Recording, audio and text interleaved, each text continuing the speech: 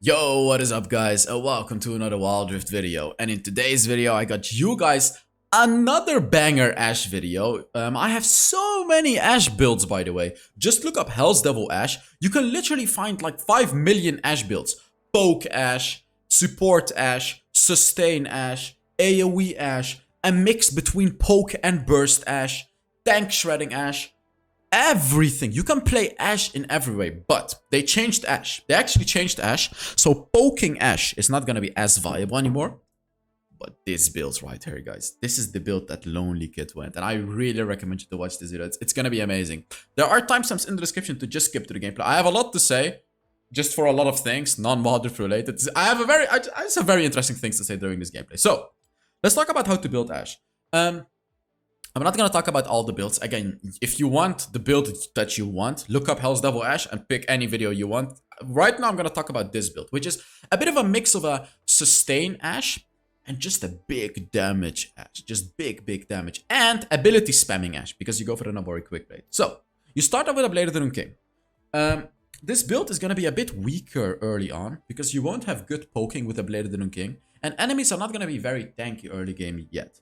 Then you go for the Wit's End. Yet again, like, early game, you know, you may struggle a little bit, but you should be okay because you heal up. Like, Blade of the King and Wit's End heal you up. And then for the boots, you also go for the Glutinous Griefs. Like, you'll be decently strong in early game because you can out-sustain enemies pretty easily by poking them and also just by basic attacking them because you have so much healing.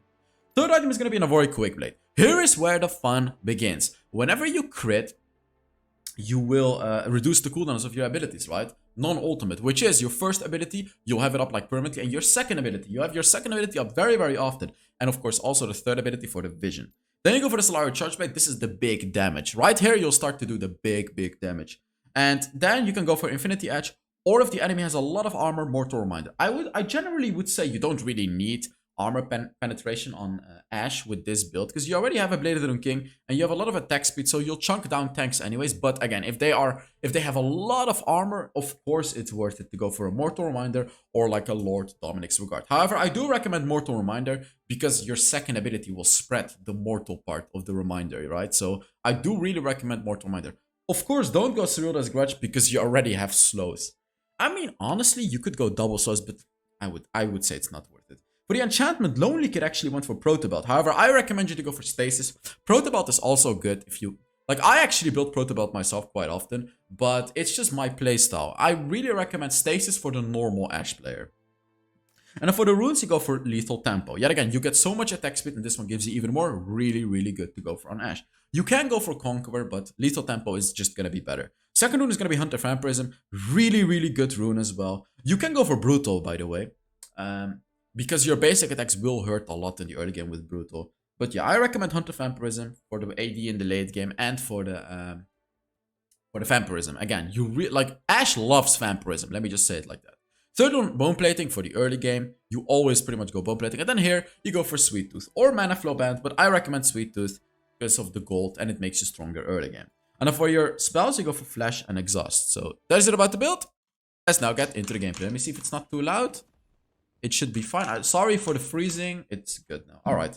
So let me say a few interesting things. Because the video that I uploaded 2 days ago, by the way, so sorry for missing out on 2 days.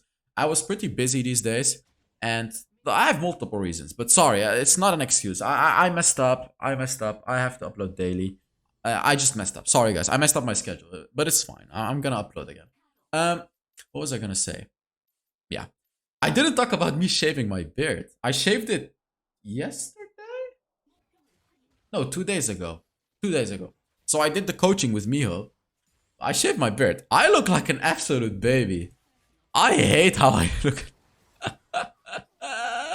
Like, I went from looking like, you know, Giga Chat 22-year-old dude to like a baby-faced 15-year-old kid. Like, look at me, look at my face. What is this? Can you even recognize me? Oh, I have an update about me working out. I actually gained. I gained another kilogram after that video when I asked about how to bulk. I got some good advices and I'm just eating like crazy. And I weigh 67 kilograms now, which is pretty good. I started out weighing 64 And now I'm 67. So since I started working out 2 weeks ago, I've gained 4 kilograms. And it's pure muscle. Like, I actually got more muscular. I need to gain like three or four more and I'll be perfectly fine. So it's really, really nice. So, alright, let's talk about the game. Ashe can be aggressive early game. I actually think Lonelykid went for Brutal because he's doing a lot of damage early game. I'm pretty sure he went for Brutal. And again, I really, really like Brutal because of this reason. Because of this early game damaging reason. And this particular game, he's going for the Bladed Rune King. Not because it's good into Jhin Nami. Bladed Rune King is actually really not good into Jhin and Nami. Like, really, really not good. But he's going for it because of the Rammus and the Garen. It's really good into Rammus Garen. Another thing, by the way, this is also a tip on when to pick Ashe. Ashe is incredibly powerful into Akali. Test your knowledge. Why is Ashe really, really good into Akali? Test your knowledge. Think about it. And I'll give you another tip. Ashe is also really, really good into Rengar. She's also really, really good into Evelynn. You need to get this one, guys. Come on. Test your knowledge. Put it in the comments. Pause the video right now and I'll let you know. It's really simple. So the answer is Ashe can reveal them. Ashe is really, really good against invisible champions like Teemo as well, for example. Because Ashe's third ability provides true vision. There's a difference between normal vision and true vision. True vision shows you everything. Every ward, every champion. Everything, literally everything. So, if you want to see under the clothes of Nami, just use your true vision on her and... No. You can't see that much, guys. I know some of you want to. You cannot see that much with Ashe's third ability. So yeah, as you can see right here, Lonelykid is using his third ability just to make sure who's coming, who's not coming. Lulu actually with a beautiful second ability. I wanna say, if Lulu didn't stop the Rammus there, I'm pretty sure Rammus would have killed Lonelykid here. Because Rammus would have ulted Lonelykid and just straight up killed him. So even though he used his third ability, Lonelykid actually messed up pretty badly right there. He should have gone back way earlier. Because he underestimated how fast Rammus can be. Oh, what a nice dodge actually. You see how he just sidestepped that one? Lulu can just tank it. Lulu's not gonna die. Yeah, exactly. He can kill them. Like, he has his ultimate very, very soon. He can actually kill both of them. Because he has a Lulu. Like, he can actually kill both of them. Why did he use his second ability on the minions right there? I think that's pretty stupid. Because now he doesn't have his second ability. Oh! Lulu flashed out of it. You see that? He would have killed the Lulu. Damn, that was close. Oh, that was actually so close. Lulu actually just flashed out of it. He should go on the Jhin here. Oh, never mind. I even got baited there. He's okay. Wow, even I didn't see that coming, honestly. I really didn't see the Rammus coming. What the hell is Rammus doing? Why did he stand still in Echo's second ability right there? No idea. Oh, interesting. Look at what Lonelykid is upgrading. Look at the abilities he's upgrading. So, he's not upgrading the second ability. He's upgrading the first ability.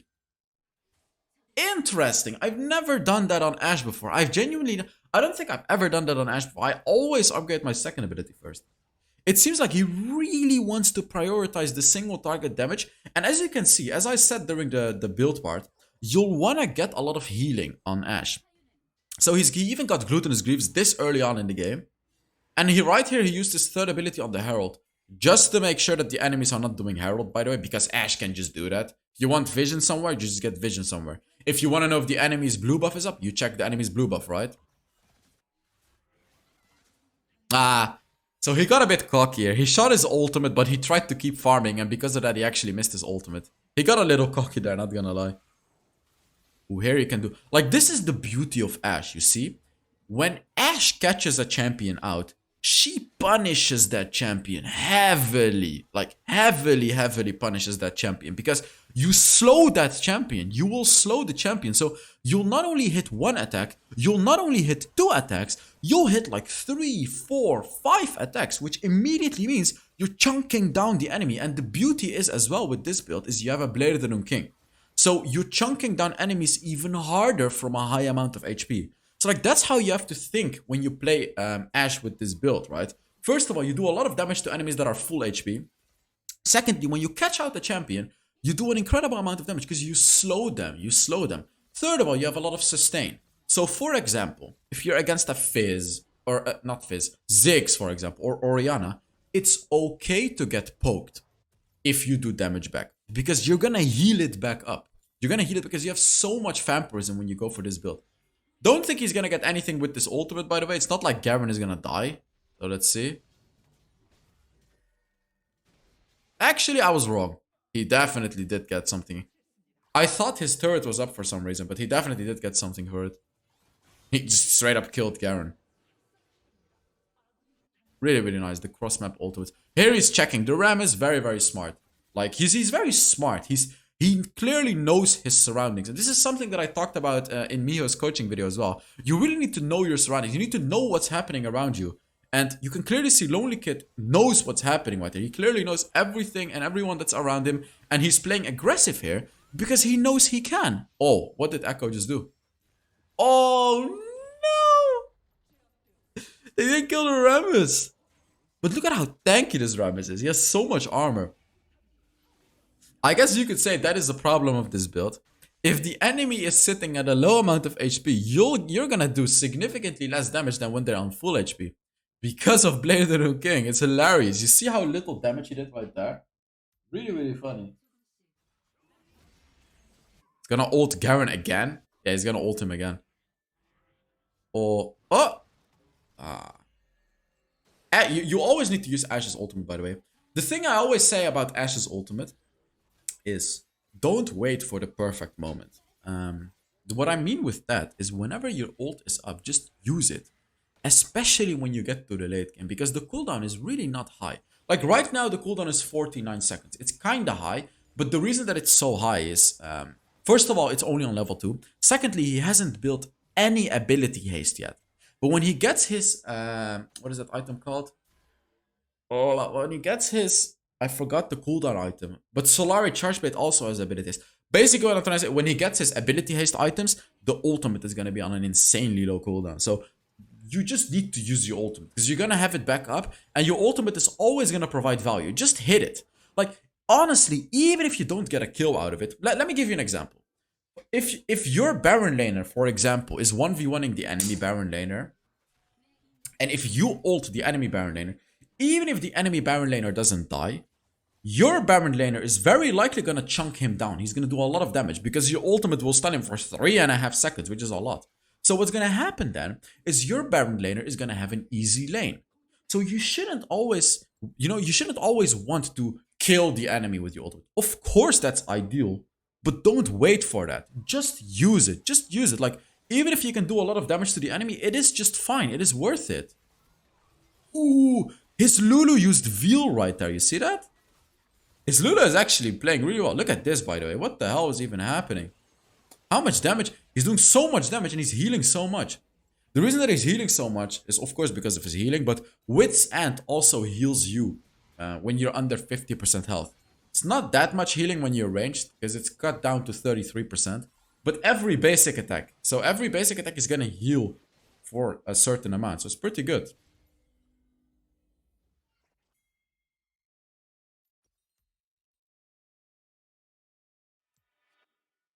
He goes for Solari Charge Blade, yeah. For the damage. Oh, he goes for that item. What? I forgot what that item is called. What is that item called?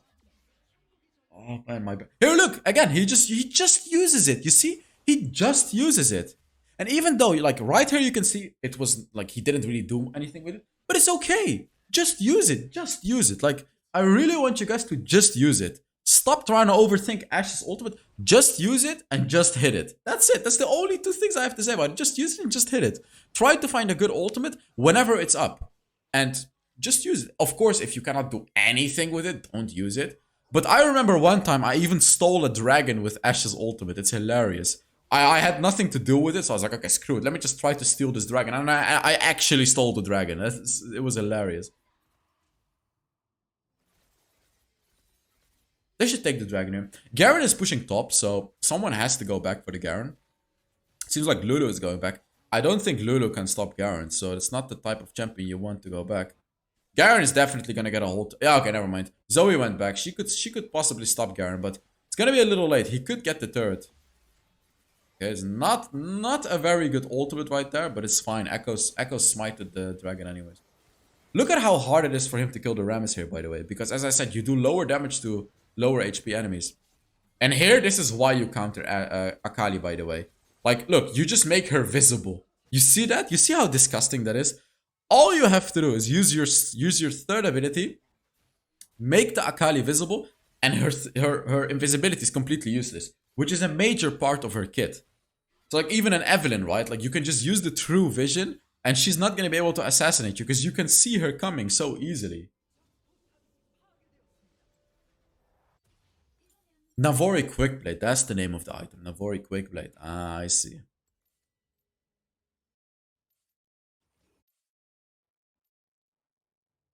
By the way, guys, um, I'm not gonna follow through with the Teamfight Tactics channel for a few reasons. I have to like, I have a few things going on in real life, and I am thinking about entering another game, not content-wise, but like casting-wise. So for now, you guys, all you guys are gonna see from me for now is gonna be Wild Rift. Maybe a few podcasts here and there on the podcast channel, but I'm not gonna follow through with TFT. I decided it's really not worth my time. So like I like the game, but you know what I mean. I'm 22 years old. I need to do something that's you know that does something for me. It's not like if you know what I mean, right? Like I have to run a business. I have to do something to earn money, right? Like I'm gonna have a family sometime soon, and I don't want to be sitting here just playing games all day like an idiot. So I have to hustle. I have to work. So that's why I decided like no, I'm not gonna follow through with TFT. It's just not gonna work for me. I think. And I don't know. I just you know sometimes you just don't get a good feeling for things. I just didn't get that good of a feeling for TFT. I actually got really good at TFT. I played it for like a month, but I don't know. It just didn't feel. I didn't feel it. I didn't feel it. I had this feeling immediately with Wild Rift, but with TFT I just don't get that feeling. The fire that I need, the enthusiasm that I need. Like I don't want to force myself in a game like it's just hard to explain. It's just hard. I hope you guys understand. So for the people that were really looking forward to my TFT content, I'm sorry, but I don't want to force myself to do something. I thought that I would enjoy it, but and I did enjoy it, but again, if I don't feel it, I'm not gonna do it.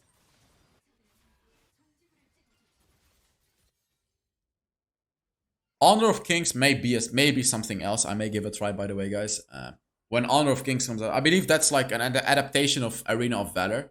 I'm probably gonna create content for that game. We'll see. We'll see. If it's an enjoyable game, if it's like only if it's enjoyable, I will do it. I hope it's good. Like I honestly want to get back to playing MOBAs because of course I don't play Wild Rift anymore because it's so disgustingly bad for to me at least. I don't know how you guys think about it. So, but I do want to get back to MOBAs. Preferably Wild Rift, but I don't think Wild Rift can be saved anymore. Like the matchmaking. It makes me sad though. Like, you know, when I make these videos, when I look at this, it keeps giving me memories of Wild Rift. But when I try to play it, it's just miserable. And I don't want to be miserable. It's really, really sad. It's really sad the path this game has gone down to. Like, it's hilarious, you know. Like a year ago, everything started. You know what I mean? Like the game just started, and everyone was having fun. Everything was great. You know, we were at our tournaments, and then suddenly, boom! One day, I got a message. I actually got a message from Darkbreaker. He was like, "Yo, Hells, did you hear the rumors?" I was like, "What rumors are you talking about?" And then he told me that Wild Rift Esports is shutting down. I was like, "What? What are you talking about? It's probably just rumors." And then it was real. I realized it was real, and whew, that was hard because it was hard because I immediately realized, hey, I cannot make this dream come true of doing all this casting, doing all this, you know, content creation for Riot, doing all this YouTube stuff. I knew it wouldn't happen because Wild Rift, if you guys didn't know, Wild Rift is declining. Like the viewership on YouTube is also declining. I'm not complaining here, by the way. Please don't see it that way. Like I'm totally fine and happy with making content for you guys. Like it's not about that. But I have to say that it's a fact that Wild Rift is really declining. Like I remember when I used to make videos last year, a lot of videos would go viral and get like 50k plus views. It was a pretty normal thing, right? But now it's like a a viral video is gonna hit like 30k views. That's like a super special one, and it almost never happens. They're like videos barely scratch 20k right now. Again, I'm not complaining. I'm more than happy to be in this position. Like I'm really grateful. But when the top creators of the game are not even getting, you know, like 30, 40, 50k views per video, you know the game is struggling. You know the game is struggling. Because I also remember I got some people that asked me like, why are you not making like more fun content for Wildrift, right? Like make more high effort content, can be fun. I don't know, like guides and stuff like that. And the answer is actually simple to that. When I have made those types of videos, and most of them performed worse than my normal videos. Like I'm putting like hours and sometimes even days of effort into them, and I'm not really getting anything back out of them. It's not like not even that there's a lot of people enjoying that content. That's the funny thing. So I don't know. I don't know. I don't even want to have dreams of Wildrift coming back because I did the same for Vainglory. It never happened. So I just accepted my fate. And now I'm looking for the next thing, right? I'm looking for the next thing to do in real life as well. It's not like I'm only doing gaming, but yeah. All right, the game is over. The video is gonna be over. Let's take a look at how much damage it did. Better than 99.4% of Ashe players, by the way. He got MVP. How much damage is it? 35.5 thousand damage. Damn. So thank you guys so much for watching. I really hope you enjoyed this video. My talking again. And yeah, I will see you all in the next Wildrift video. Bye bye.